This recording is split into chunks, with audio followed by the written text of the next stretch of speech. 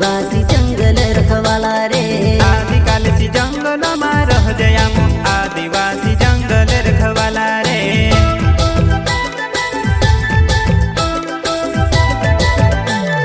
चल जंगल जमीन काज पूजे रे आदिवासी दुनिया ने रखवाला रे।